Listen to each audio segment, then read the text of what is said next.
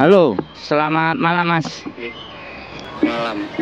Saya dapat info dari temennya sampean, cewek. Iya. Katanya sampean ada masalah. Masalahnya apa Mas? Masalahnya posisi saya kan di Hongkong. Ya, terus? Lah ini saya nggak dapat tempat tinggal, nggak dapat kerjaan. Dengan posisinya di mana? Enggak, saya tanya sampean cerita dulu bagaimana kronologisnya atau seperti apa. Terus sekarang sampean tinggal di mana?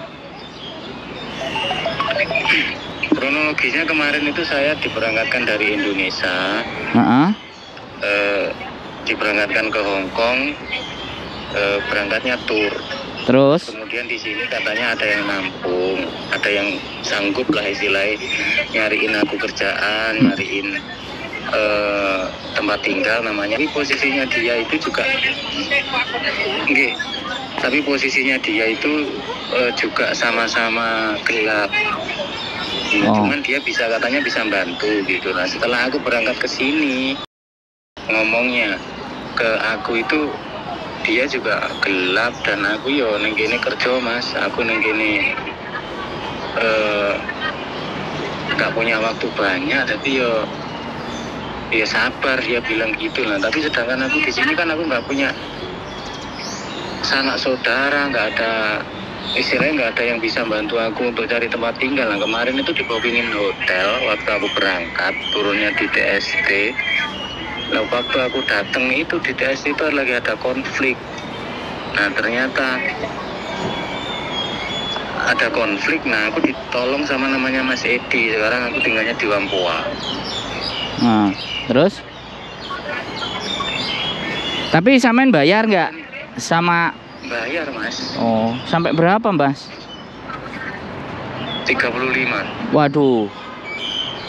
Terus sekarang sampean posisi visa dikasih berapa bulan?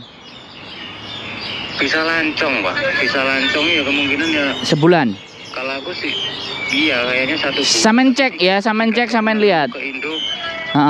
Sebentar tak angkat nelpon Mas Edi. Oke ya sudah Mas. Mas, sebentar ya aku ditelepon orang. Sandro bilang aja. Saya ditelepon Sandro. YouTuber, nggak apa-apa. Halo? Halo, Tapi sekarang sampean sudah ada tempat tinggal? Belum ada Pak, ini aku ditolongin sama namanya Mas Edi, orang Jawa Tengah. Terus? Di posisi tinggalnya di Wampoa. Ya, maksud saya sampean tinggal di situ. Iya, untuk sementara waktu. Nah, posisinya Mas Edi ini juga mau pulang Indo. Oh, terus sampean maunya gimana? Halo? Ya, kalau maunya sih kalau memang ada yang bisa nolongin saya di sini, ya saya nggak mungkin. Oke. Iya. Oke. Saya udah ngeluarin segitu banyak, kita pulang nggak bawa apa-apa kan ya tahu sendiri lah. Oh. Kemarin dijanjiin katanya bla bla bla ini. Yang telepon enggak? Tapi kenyataannya di sini saya terlantar. Yang telepon itu ketemu sama sampean enggak? Gimana? Yang nelpon sampean, yang janjiin semuanya itu ketemu sama sampean enggak di Hongkongnya? Enggak. Kan tak WA, saya udah nyampe Hongkong, iya Mas. Terus ya jawabannya seperti yang tak ceritain tadi, dia juga cari aman, posisinya dia di sini gelap. Terus dia juga nggak bisa menjanjikan bisa cepat nolongin saya, sama sabar dulu. Dia bilang gitu. Terus dia beruntunganku ya aku ditemu sama yang namanya Mas Edi ini Pak. Istilahnya Mas Edi ini yang nolongin aku tanpa tahu siapa aku. Ada insiden itu ya langsung ditanya sama dia, orang Indo. Iya, sini dulu Mas, minggir dulu, sini ada konflik. Terus agak lama di situ, kemudian sama Mas Edi dibilangin, "Saman tinggalnya di mana?" Tak kasih tahu alamat hotelnya. Oh, tinggalnya pas di konflik itu sampean. Tapi Saman nggak bisa masuk, ini karena ada konflik. Minggir dulu sini, ngerokok dulu, tenang dulu. Habis itu lama di situ karena nggak selesai. Nah Mas Edi inisiatif Akhirnya Mas Edi bilang ke aku, gini aja Mas, sama ikut aja ke tempat tinggalku sama istri ya, nanti tidurnya di sana seadanya. Besok pagi anterin ke sini lagi sama masuk ke hotel kalau memang hotelnya di situ. Nah paginya aku diantar ke situ sama Mas Edi, dikasih uang saku $100 buat pegangan. Habis itu dari situ aku masuk ke hotel, ternyata hotel itu ke cancel sama sistem, nggak tahu gimana ceritanya.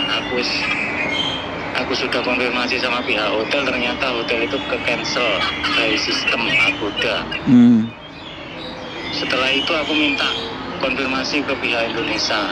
Aku ngomong, ini hotelku nggak bisa ditempati karena ke cancel, ini gimana ceritanya. Habis itu oke, minta maaf karena hotelnya ke cancel, sekarang tak orderin lagi. Diorderin lagi itu yang kedua kalinya itu di perbatasan Cina daratan. Dari sini jaraknya berkilo-kilometer, dan aku tanya ke Mas Edi itu, Mas ini alamatnya sebelah mana, karena Mas Edi di sini pernah punya pengalaman driver, jadi sedikit banyak tahu Medan lah.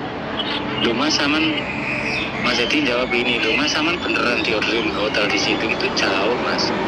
Coba tak tanyain temanku dulu, ada yang rumahnya daerah situ, teman kerja, ada yang Cina daratan. Ditanyain pun di situ nggak ada, hotel itu nggak ada. Kalau alamatnya memang ada, dan itu berkali-kali, sampai yang ketiga kali diorderin di daerah sini pun juga sama Mas, alamatnya ada tapi hotelnya yang nggak ada.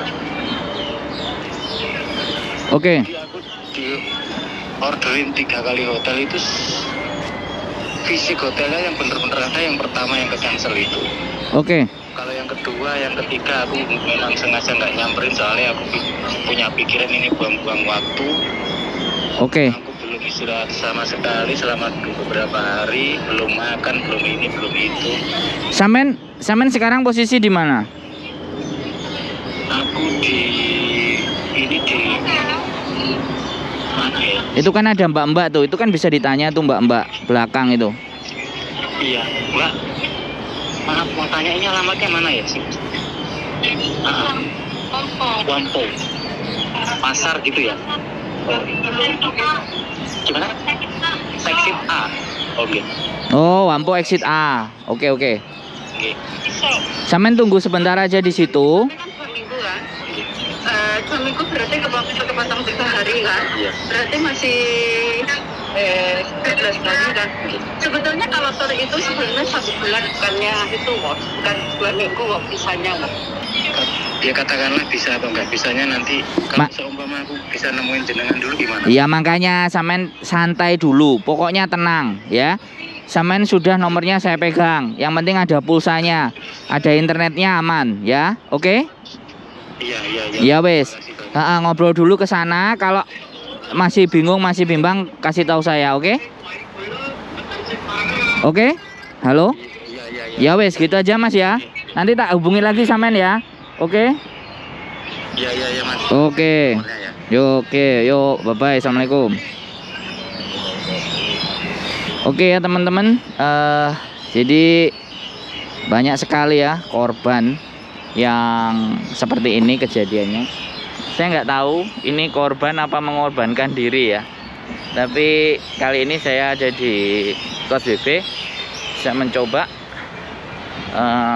kita akan cek apakah nanti kita ada posisi dan tempat untuk bagaimana sementara dia tinggal. Kalau saya dulu sih di Victoria Park, namanya juga cowok, nggak pernah bingung dan nggak pernah khawatir. Kalau ini nggak tahu ya, ya sekali lagi nggak tahu sama tahu itu kan beda. Oke, itu aja.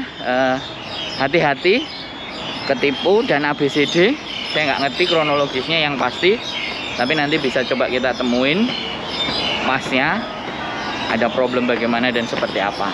Itu saja laporan dari Kos BB Victoria Park. Keep stay tune in my YouTube channel and see you the next video.